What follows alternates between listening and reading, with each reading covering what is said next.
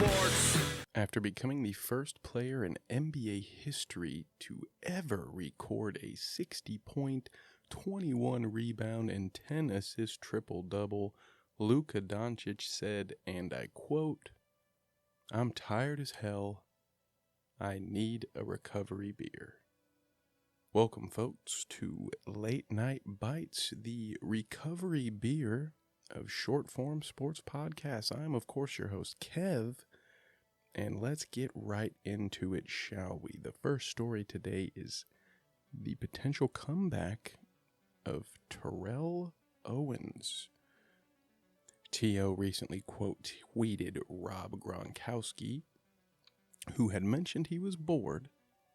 T.O. also claiming how bored he is has now been rumored to be discussing a potential comeback with the Dallas Cowboys. It should be mentioned that the Cowboys recently signed former Colt T.Y. Hilton, who made a very big impact in his first reception, wearing that damn Cowboy star. It was a 53-yard bomb from Dak Prescott. I do not personally believe that Owens will be signed. I don't doubt his ability, despite his age of 49.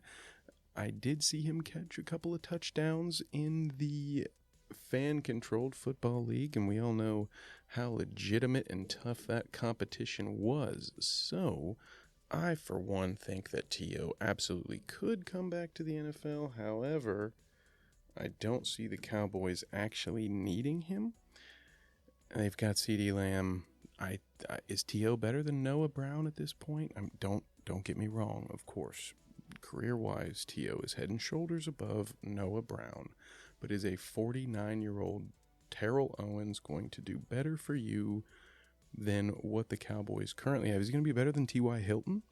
Why would they be adding T.O. at this point? Are there other potential suitors for Owens? Let me know where you think he should go. And what about Gronk? Are there any options outside of Tampa that you would consider if you were Gronkowski? Or is Tom the only place that old Gronky can go? Speaking of places people might go, it has already begun. Now, we mentioned in the last episode of the Bite-Size Sports podcast that Derek Carr has been benched for the rest of the Raiders season, and we asked at that time if that meant that the Raiders were going to move on from Carr. I will spare you the full details. Please go listen to that if you're interested, but I said, to put it briefly, that the Raiders should consider holding on to Carr, considering all he's been through. However, it seems that NFL Twitter, at the very least, and the NFL app are already suggesting that Carr might be headed to Indianapolis. This kind of scares me personally because we have seen this movie with the Colts before, and the way it was tweeted was that Carr was somewhere in between Phillip Rivers and Carson Wentz on the risk level, and that might be something that the Colts will be willing to go after. This has not worked yet since Andrew Luck has left, with the exception of the Phillip Rivers year. If you want to consider that a success, that team did make the playoffs, and they lost to the Bills in a hard-fought game, but Rivers was not great in that game, although he was good enough to get them there, no doubt about it. Should the Colts try this one more time with a Band-Aid? I have to say no.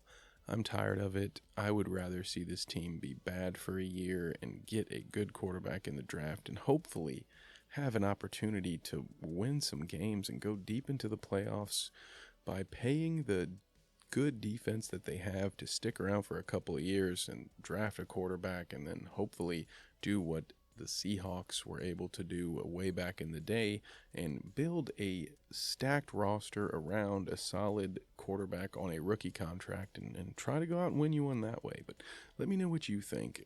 Should the Colts consider Derek Carr? Let me know in a comment below. And while we're talking about the Colts, I think it's worth mentioning that GM Chris Ballard has been talked about a lot lately. Should he stay or should he go kind of talks. And I am hearing lots of talk on both ends of that spectrum, to be honest. And I don't know what's going to happen here. My personal thoughts are that it's time for Ballard to go. We are 6 years into this project. It has not worked.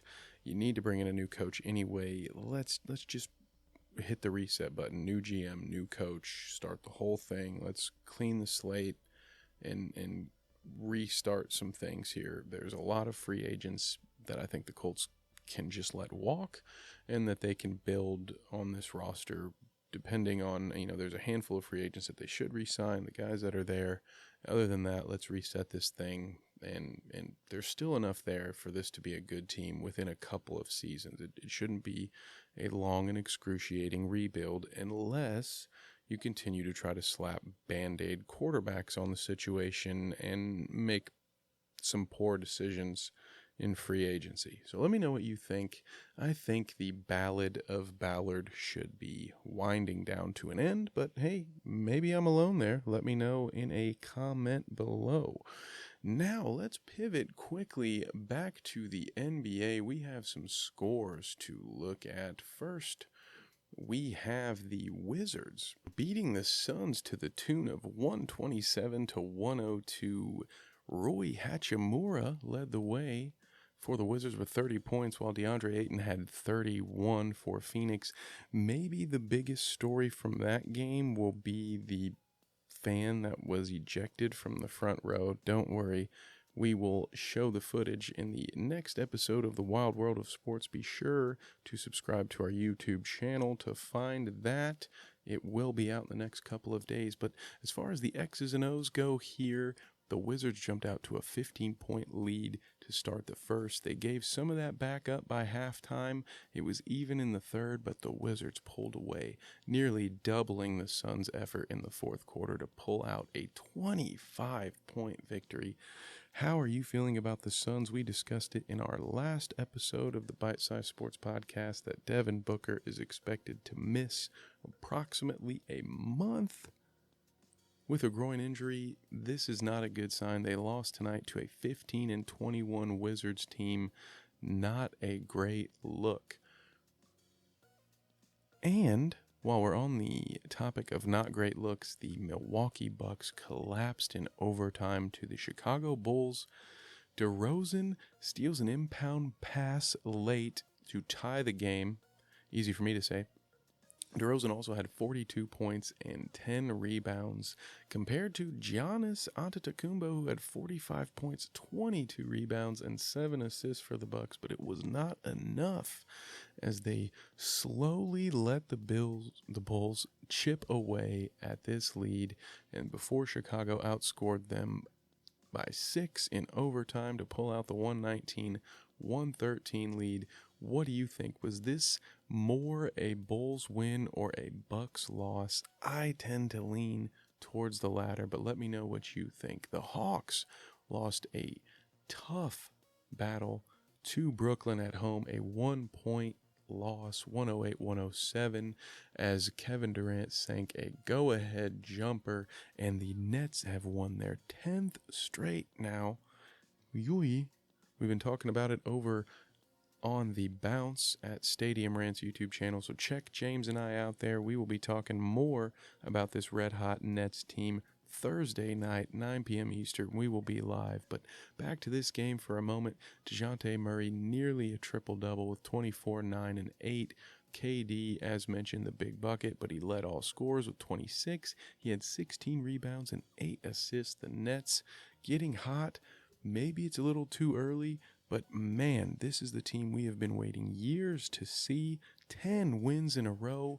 How serious are you taking Brooklyn now? I still have them below the Bucks despite what has happened, and below Boston, but let me know what you think.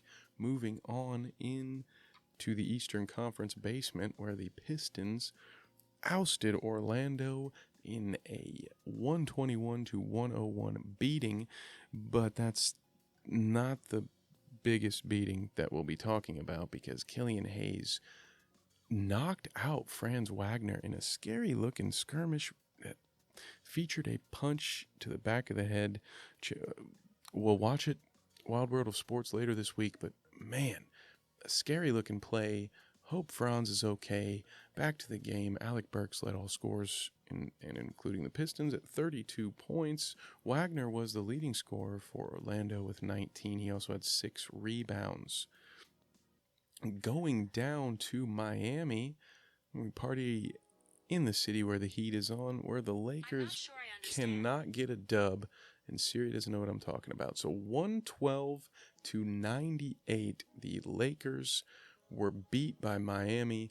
Jimmy Butler had a nice night, had 27 points with 6 steals. Yeah, that's right, 6 steals. LeBron led the Lakers, of course, with 27 points, 9 rebounds, and 6 assists. But this was a bad one. The Heat jumped out to an 8-point lead in the first, added to it before half, and honestly, they won every quarter until the fourth, but the Lakers only won that by 3 points. It was too little, too late at that time. What else happened across the NBA? How about the Pelicans beating the Timberwolves by 1? The big story here, Zion scores 43 points, and the Timberwolves are not happy about it. D'Angelo Russell was quoted to say that Zion's not getting calls. Here's the exact quote. He's playing football, we're playing basketball. We can't touch him or guard him, so good for him. And that is according to Alan Horton. He is at Wolves Radio on Twitter. That was D'Angelo Russell on Zion Williamson's career high 43 points in the 1-point victory against the Timberwolves. What do you think, folks? I need to review this tape. We will talk about it later this week, but as of now, it kind of sounds like sour grapes.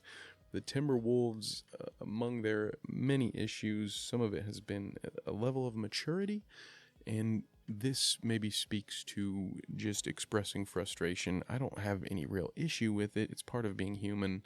No one likes to lose, and there arguably were some calls that maybe the Timberwolves have a right to have a disagreement with. And that's not even with me having any call in mind. That's just me having watched the NBA over the past few weeks and seeing that the refs are not always getting it right. So there could be a legitimate gripe here, but more importantly, the Timberwolves are 16-19, while the Pelicans are 22-12.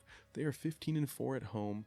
This team, as we've pointed out before on this show and others, is a team to look out for. They may be the team to beat in the West when it's all said and done, and they get a healthy Brandon Ingram added into the fold. Another team we've talked about aplenty, and check that, 2 teams we've talked about aplenty on the bounce have been the Utah Jazz and the Golden State Warriors for different reasons. And the Warriors continue their recent ascension. They are scratching it out. They were struggling there mightily with the injury to Steph Curry. Of course, he is still out, but Dante DiVincenzo led the Warriors to a victory over the Jazz, a 5-point win. Lauri Markkanen continues to play well, 29 points, 16 rebounds, but it was not enough as the Jazz mustered only 13 points in the fourth quarter of this one. Not enough to beat the Warriors, who are now 14-2 at home. There is no more clearer Jekyll and Hyde team in the NBA right now than the Golden State Warriors. They cannot win on the road. They cannot be beaten at home. I don't understand it. Let me know if you do. I'd love to hear your theories. There is something in the water down by the bay. Big upset, in my opinion, to wrap up our scoreboards here. The Kings outlasted, I should say, the Nuggets 127-126. They outscored Denver by 12 in the fourth quarter, coming back from a 40-24 first quarter deficit. Nikola Jokic, 40 points, 7 rebounds, 6 assists. De'Aaron Fox led the way for Sacramento with 31 points and 13 assists. Good on you, Sacramento. They are now 18-15, very much alive in the Western Conference, while Denver sits at 22-12. Pretty good, if I do say so myself. One of the best records in the NBA. So there you have it. That is the Wednesday night wrap-up for the NBA. So let's touch base on a couple of our final stories here to wrap us up. Going back to the NFL, we again have Tua looking to be out. Teddy Bridgewater will probably be starting in his place in the big game against the Patriots. I still think Miami is the team to beat in that situation. We also, in case you missed in our last episode, discussed that Carson Wentz will be starting for Washington. I don't know what that says about their chances to win, but if you have Curtis Samuel in your fantasy league, or if he has now become available in your waiver wire, he did much better for fantasy owners when he was playing with Carson Wentz than he did with Taylor Heinicke. I'm just saying, keep an eye on it. If you are in a dire need for a flex stream, maybe Curtis Samuel is your guy. Finally, let's take one last look at some of our other headlines from today. Corey Kluber has allegedly signed a one-year deal, or at least agreed to a one-year deal with the Boston Red Sox. I think that's a pretty good addition. We will dive more into the MLB free agency. I want to assess the Cubs situation of it all. They are still rumored in a few first baseman additions, but I want to look at the Red Sox rotation as a whole. But Kluber, who most recently played for the the Tampa Bay Rays, where's he going to be at in the rotation? You let me know. I'm thinking fourth, right, in this rotation? Is he rounding it out at 5? What do you think? Let me know, of course, as always, any of your thoughts. We appreciate you. I'm looking forward to everything that 2023 has to offer you and us here at Bite Size Sports. Be on the lookout for more late night bites. Bite and early for you early birds. And we've got some weekend specials coming as well. Stay tuned, subscribe, all that good stuff. In the meantime, thank you so much for listening. We'll catch you next time.